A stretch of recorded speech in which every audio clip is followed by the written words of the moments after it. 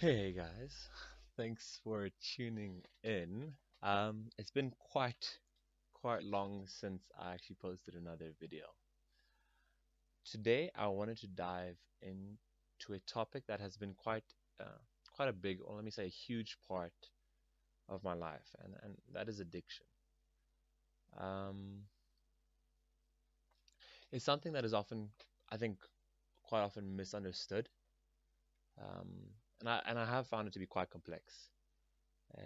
In one of the previous videos comments, um, we were talking about addiction, and I do agree that addiction can be viewed in many different ways, whether it's biological, or if it's a struggle that can lead to sinful behavior, or if it's sin itself as a form of idolatry. I mean, you can have different views, and one can like debate this till eternity.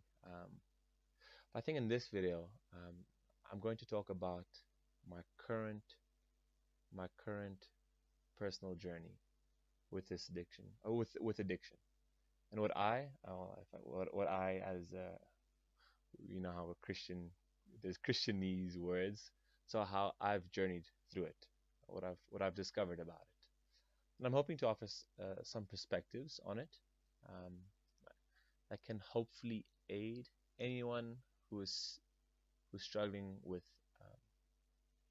addiction. If you're in the midst of this battle, you're not alone. Like I say with every video, there you go. You're not alone, and that's why I'm saying that's why I'm saying it's my current personal journey. Um, I'm currently going through it. So initially, how did it all start? So when I first started dealing with um, this porn addiction, with this porn habit, I saw it as a moral weakness within myself. Um, like I was making bad choices and I was going against God's will, right? And, and the thing is, it led me to feel the sheer weight, the, the sheer weight of the guilt and shame. Um, and I experienced that completely. There were valleys that were deep and very dark. I constantly felt like I was a hypocrite. Um, I truly did believe in my heart, truly, that Jesus Christ was my Lord and Savior. Um, but I knew as well that there were secrets. I was living a hidden life, um, a life that was engrossed by this adulterous sin of porn. Um,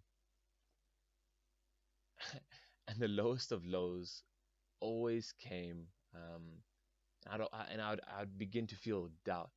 Am I truly saved? How can I say I was? How can I say that I was truly saved when I'm showing this rotten fruit? Did I really submit? Did I really submit?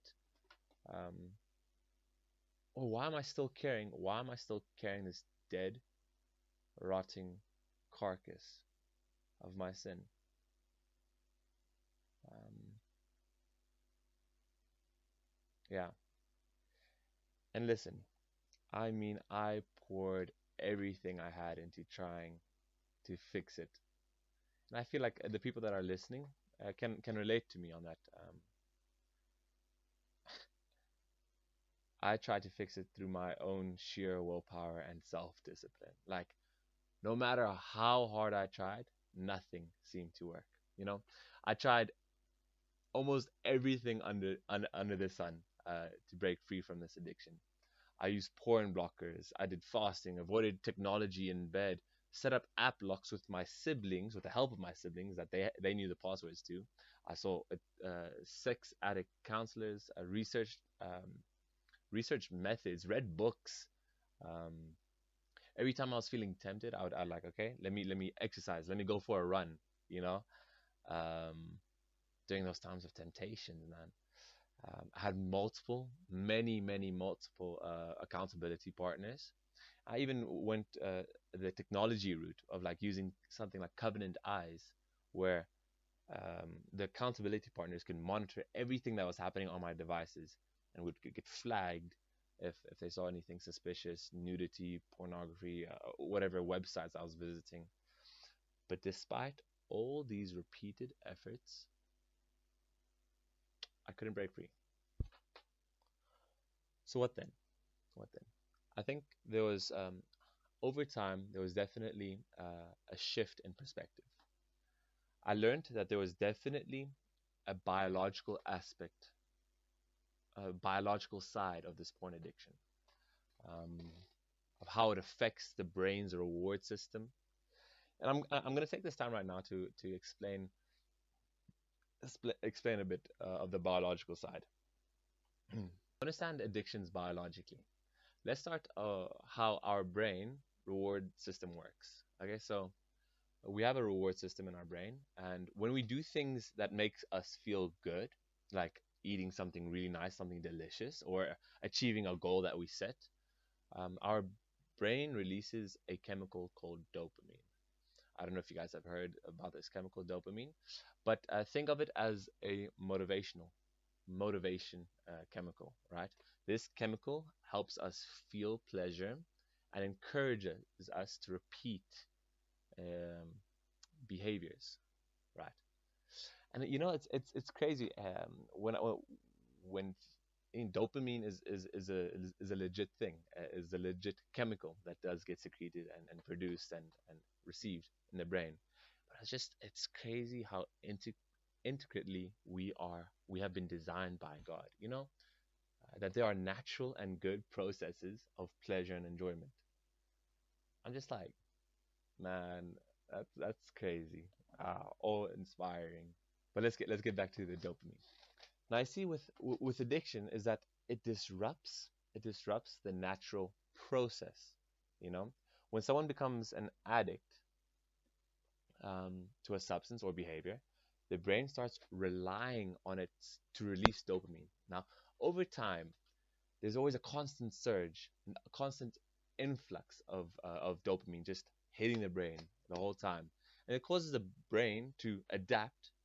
And these changes, uh, the changes that occur is there's a reduction of dopamine receptors, right?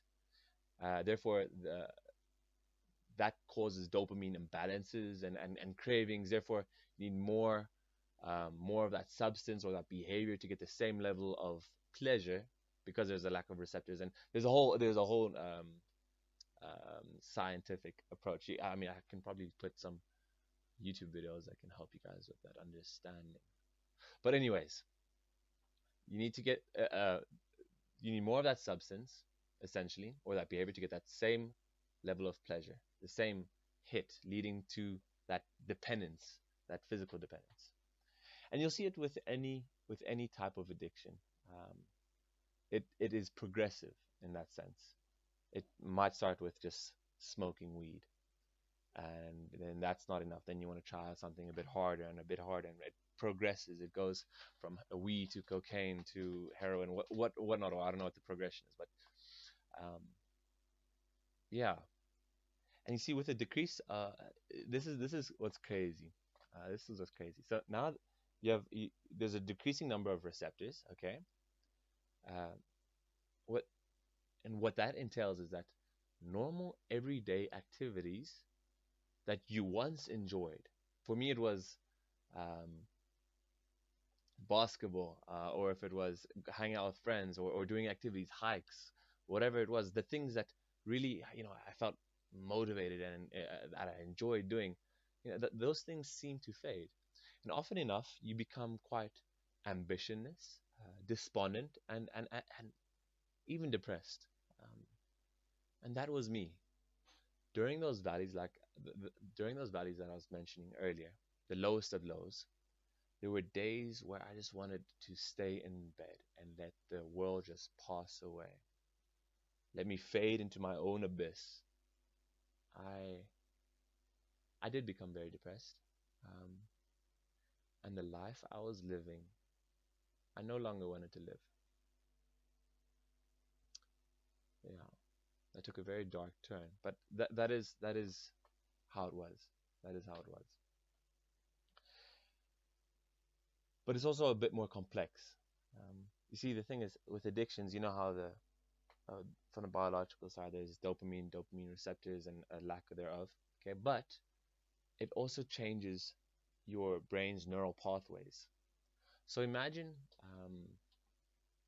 your brain is like a network of pathways in a park. Now, one good analogy I can use is at university. When I was at university, um, there was always this grass patch. Now, to get from one lecture hall to the other lecture hall, the students should walk around the patch of grass. But I mean, students are late. Time management is bad. Um, they'd cut through the grass, right? And over time, they kept on cutting through the grass and making a path. Now, the grass that was there would simply wither away, and it would become a path, a well trodden path. Um, and it became so bad that the university actually had to fence off that grass patch because they wanted to try revitalize or to regrow the grass that was once there. But anyways, similarly, addictions create these strong neural pathways that make these addictive behaviors um, a default choice, a default choice for the students just to cut through the grass and not go around. And that's why breaking free from addiction is that's why breaking free from addiction isn't about sheer willpower. I don't think it might be an element, but I don't think that is everything that encompasses. I mean, I even like all my experiences about everything I tried under the sun, all my self discipline, everything that I tried. It's not just about that. So I guess okay, understanding it from this biological perspective helped me um, feel a bit less guilty and gave me a new sense of hope. Realizing that there were factors beyond my control playing a big role in my struggle. And I do think that there was an element um, of excuse to it, um, that I was trying to justify my sin, which is entirely misguided. I don't believe that one can justify one's sin. I do strongly believe that we can and will justly be held accountable to the choices we make. Um, we cannot just blame it on the mere biological conditions, compositions, and excuse as an excuse to avoid taking responsibility for them. But anyways. So now, that was the predicament I was in. Is it a moral issue? Okay, is it just, or is it a biological issue? And how do they play a part? There's definitely biology in the struggles that we face. So I came to a conclusion. I was actually on a hike. It's one of these hikes, and I was along the coast, but that doesn't matter. So I was debating and arguing within my own brain, uh, the two different perspectives. And then I came to an answer, a conclusion, which, I mean, does seem like a scapegoat answer. But I was like, okay, it doesn't really matter because the God who created biology, nature, or us, um, and the God who created desires and moral motives, well, are the same God. He is sovereign over both aspects. But later on, I did readjust the issue, the debate that I had within, and this is where I am right now. This is where I am right now. I think the classification of where it originates from or what it is, for me at least, might not be as important as understanding the reality of it. So, I do think that it does matter, okay? But in the sense that we must understand it. I think we must understand that it is a reality that we face in the lives that we live. I don't think that we can say that the biological side is inconsequential, essentially. Um, we as humans can be habit forming. And I think there are some personalities, and I'm thinking not just with porn addicts, with alcoholics, with drug addicts, for example. There are, and so there are definitely people who are more, let's say, disposed or inclined to certain types of addictions, right? Like I'm more inclined to pornography, not so much. I mean, drugs and heroin and opioids and alcohol. I mean, that has no. I don't want. I don't even want to. But you see, there are um, definitely people who are, you know, more inclined to other certain or to certain types of addictions, let's say. And we do have different biological compositions. And my particular struggle in terms to my bondage to this sin, pornography, and the extremities of it, might be a little bit different to the next guy. Whether it be in terms of a lack of dopamine receptors and the dopamine cravings and imbalances, um, and ultimately the brain not functioning properly or perfectly, let me say. And it will vary from person to person. And so I may struggle more with a particular sin, a particular issue more than another guy. But I think the point that I'm trying to make is that at the end of the day, if we are if we are a new creation, if we are new creatures in Christ, there is a coming under the influence of the Spirit of God as we, by His help, take step by step. I don't think a battle once won is a battle forever won. I think we have to keep fighting these battles. I mean, for a believer, I believe that the Lord would enable him to navigate, keeping his faith to the end. He who began a good work in you will bring it to completion. Um, but not becoming perfectly sinless or sinlessly perfect. Um, not in this life, at least. So, yeah, just like I think just like the perspectives of battle and how armies can attack from um, air, land, and sea. I think dealing with addiction requires a balanced, healthy tension in understanding. It is not purely just biological. It's not purely just moral. It's complexly intertwined in multiple aspects. Um, However, with this understanding, this healthy understanding of this tension, for me, Jesus Jesus is the cornerstone of these battles that I will have to fight daily. Um, he provides the strength, he provides the grace to confront my struggles and transform me into the new creation. Um, Transform my heart. Allow me to have these new desires. Allow me to. Um, oh yeah, it's complex. It's complex, but I can't say it's just one or the other. But I think understanding, I think definitely understanding addiction from both perspectives, the biological and the spiritual, helps us step by step fight the good fight. Yeah. So I do hope that that did clear up something. For me, it did. But anyways, you know, with this channel, I'm trying to break apart, deconstruct our pretenses that we've built up. Um, and I do see this in the world, and I do see this especially in the church, that our pretenses with one another, okay, leads to more pretenses, further pretenses, okay, and ultimately it just leads to disillusionment. Okay, what I mean by that is Because if I am pretending that I've got my life together, I've got it all together, the next guy will think, well, there's something wrong with me because uh, I'm not like that. So I better not say anything. I must just pretend. Meanwhile, everyone will then be pretending.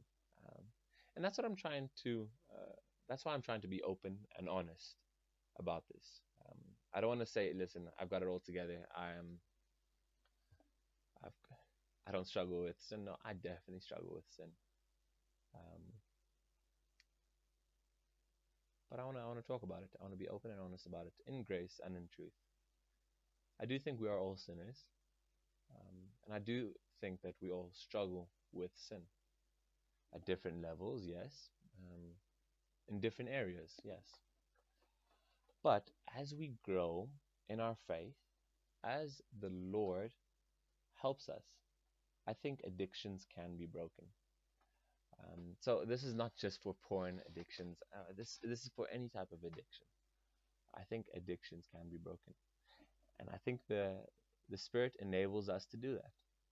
Uh, but I want to be clear on this. The war will rage on. The daily battles will still be daily. Um, this life that we're living, we're gonna have to fight sin every day, not by our own willpower, but fully dependent on Christ as a cornerstone in every battle. So I hope that I'm not disillusioning any of you. I want to be open and honest. But yeah, this is a long video. I hope that's cleared out. Thank you.